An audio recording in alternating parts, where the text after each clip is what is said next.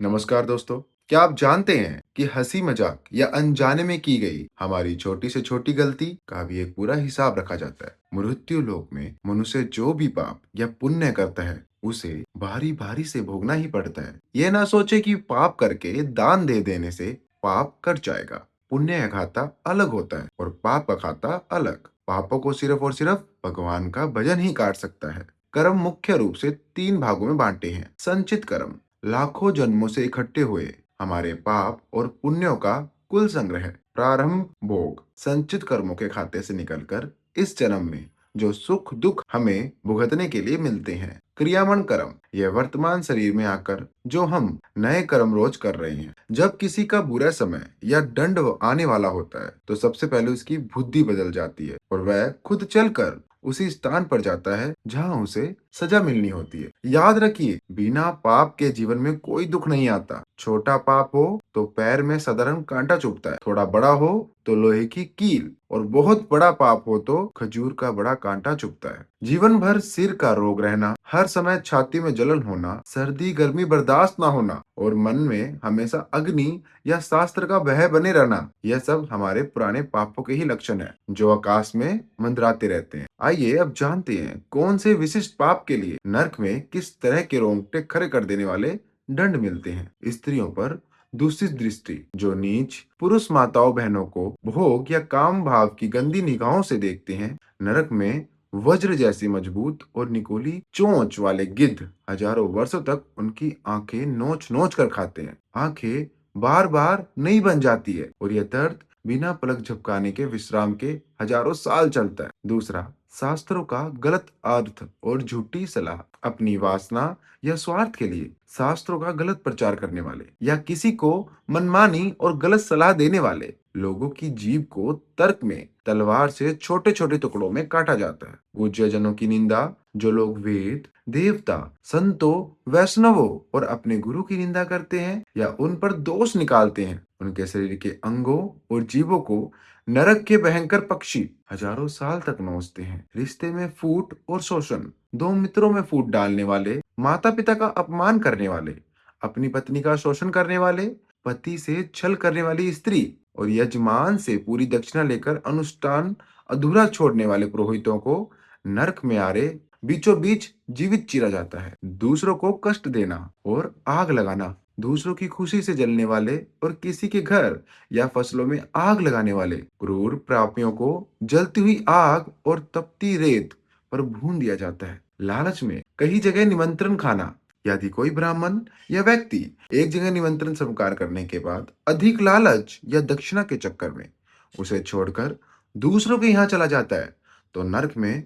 उसके शरीर को बार बार दो टुकड़ों में काटने का दंड मिलता है। कटु वचन और चुगली, हमेशा कड़वा बोलकर दूसरों का दिल दुखाने वाले को नरक के पक्षी नोचते हैं और पीठ पीछे चुगली करने वाले की जीभ को तेज छुरों से बार बार चीरा जाता है। बुजुर्गों और गुरु पर हाथ उठाना, अपने माता पिता गुरु या दादा दादी जैसे पूज्य जनों को मारने पीटने वाले पापियों को सिर नीचे करके मल मूत्र और पीप से भरे भयंकर कुंडों में डाल दिया जाता है। प्राकृतिक शक्तियों का अनादर, सूर्यदेव चंद्रमा या भगवान की मूर्ति की तरफ मुख करके लघु शंका करने वालों की आंखों पर धधकते अंगारे रखे जाते हैं।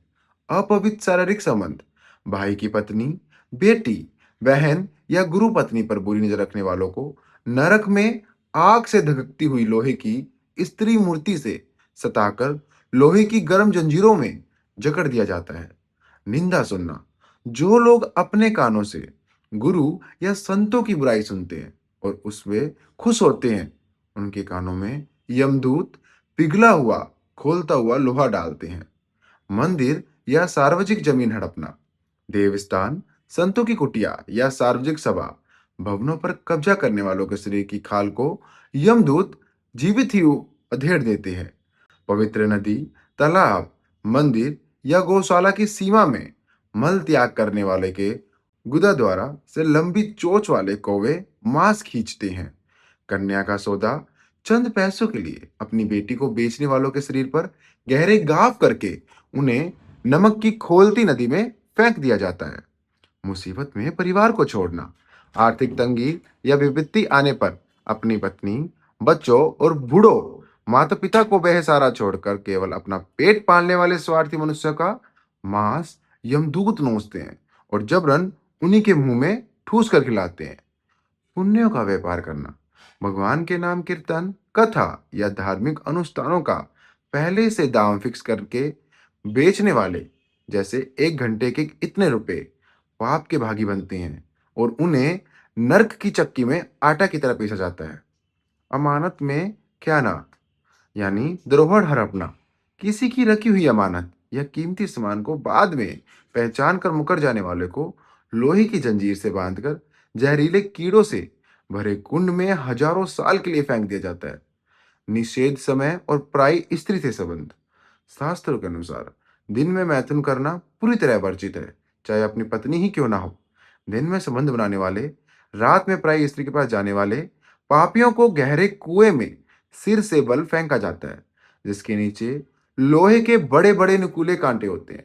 यहाँ महाराज जी ने महाभारत के ऋषि कदम का प्रसंग सुनाया है, जिन्हें दिन में अपनी पत्नी की विवशता के कारण हिरण का रूप धारण करना पड़ा था और राजा पांडु के बाण का शिकार होना पड़ा था। पराई स्त्रियों को फुसलाकर उनका चरित्र खराब करने वालों को सैमर के जहरीले कांटों वाले पेट पर ऊपर नीचे घसीटा जाता है। वहीं धन के घमंड में गुरुजनों का अपमान करने वालों को दो बड़े पत्थरों के बीच चटनी की तरह पीसा जाता है। बेजुबान जीवों का मांस खाने वालों को नरक में पहले बड़े बड़े हाथियों के पैरों तले कुचला जाता है और फिर तेल निकालने वाले कोहलों में पहरा हो जाता है। पितृ कार्य ना करना, अपने पूर्वजों का पिंडदान या श्राद्ध ना करने वालों को बिना विवाह किए व्यभिचार वाले वही चार करने वालों को ऊंचे पहाड़ों से नीचे खोपड़ी के बल फेंका जाता है, जहां वे सैली चींटियां उन्हें जिंदा खाती है। गलत तरीके से कमाए गए धन या पापी मनुष्य दान स्वीकार करने वाले पुरोहित या व्यक्ति को पत्थर के ऐसे छोटे वायुरुद्ध कमरे में बंद किया जाता है, जहां जहरीली गैसें और कीड़े भरे होते हैं। यहाँ महाराज जी ने भोला किसान की कथा सुनाई, जिन्होंने अपनी मेहनत की कमाई की खिचड़ी एक भूखे कुत्ते को खिलाई थी। उस छोटे से छच्चे दान के पुण्य के संकल्प मात्र से एक भयंकर ब्रह्म राक्षस उस योनि से मुक्त हो गया। यानी मेहनत की कमाई का छोटा सा दान भी भगवान से मिल सकता है, लेकिन पाप की कमाई का दान नरक से ले जाता है।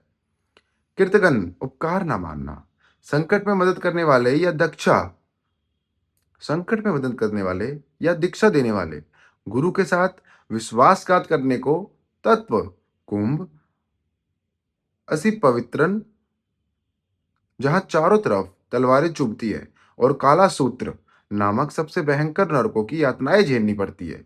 शराब पीना और सोना चुराना, शराब पीने वाले महापापियों के गले में यमदूत पिघला हुआ खोलता हुआ लोहा उतारते हैं और सोना चुराने वालों को धधकते हुए रास्तों पर नग्न फेंक जाता है।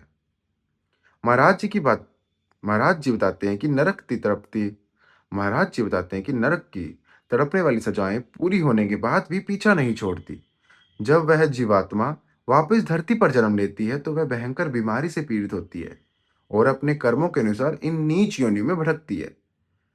पापी पुरुषों से दान या रिश्वत लेने वाले गधा बनकर जीवन भर बोझ होते हैं। अपात्र या पतित व्यक्ति से यज्ञ पूजा कराने वाले ब्राह्मण मल का कीड़ा बनते हैं। अपने गुरुदेव के साथ छल कपट और अहंकार करने वाले पागल कुत्ता बनता है। गुरु की संपत्ति का अपहरण करने वाला कुत्ते की योनि पाता है। माता पिता और बुजुर्गों को कटु वचन बोलने वाला हमेशा बीमार रहने वाले पक्षी बनता है। भाई की पत्नी पर गलत नजर रखने वाला कछुआ बनता है।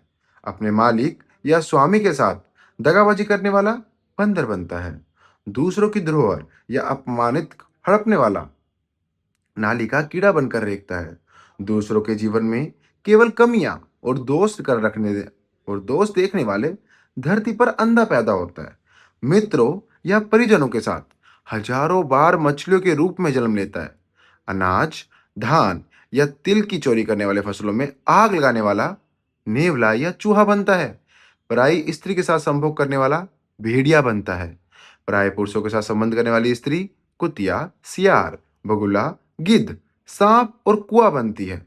बड़े भाई की पत्नी जो मां समान है, का सील भंग करने वाला गंभीर रोगों से ग्रस्त पशु बनता है।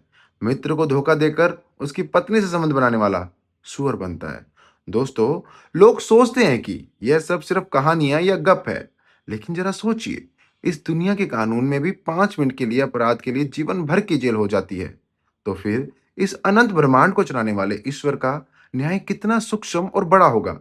इसलिए प्रेमानंद जी महाराज हमें सचेत करते हैं कि अपने जीवन के मनोरंजन और क्षणिक सुख के लिए अपने आचरण को मत बिगाड़िए।